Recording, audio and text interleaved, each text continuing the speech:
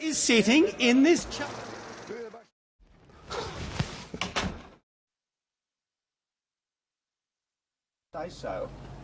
The opposition leader Tony Abbott and the mining billionaire Clive Palmer both admitted to a stand-up row in a Melbourne hotel last week. But just who lost his cool depends on the storyteller. If there was any heat, it certainly wasn't coming from me. Well, I don't think I was the first person to raise my voice, but I may have been the last person, you know. He claims the opposition leader swore at him. There certainly was swearing in that match, and I was certainly guilty of it as well. That he felt physically threatened. Who would you back in a fight, you or him? Well, a fist fight. Well, he's a lot younger than me and he's a lot fitter, but I've got a lot more padding, I think. Well, look, I'm going to politely decline. Yes, he has. He's had a lovely stiff with Clive Palmer. You could sell tickets to this fight. You could. Well, we were standing, we were floating like butterflies, stinging like bees, you could say.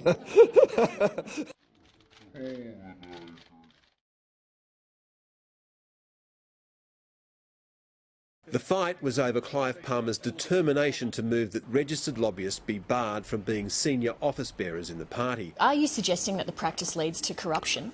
Yes, of course it does. There is no evidence whatsoever that any of the serving members of the executive have in any way been compromised. Santos Santoro, a former Queensland senator, approached the ABC boss Mark Scott at a function in April with an informal offer to do lobbying work. I knew you'd get to the bottom of it. Well, I mean, you've sort of outed yourself as a source in that regard.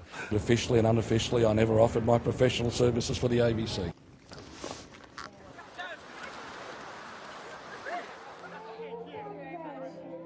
Look, there was some talk that he might want to put his hand up for a seat in Queensland. There's no doubt the opposition leader is lukewarm on Clive Palmer's whimsy. I've had a text from him tonight. No member of our party has a privileged status by virtue of his wealth or his donation. I think I'll put off the decision about Lily until after the weekend. Perhaps he should be mindful of an old adage.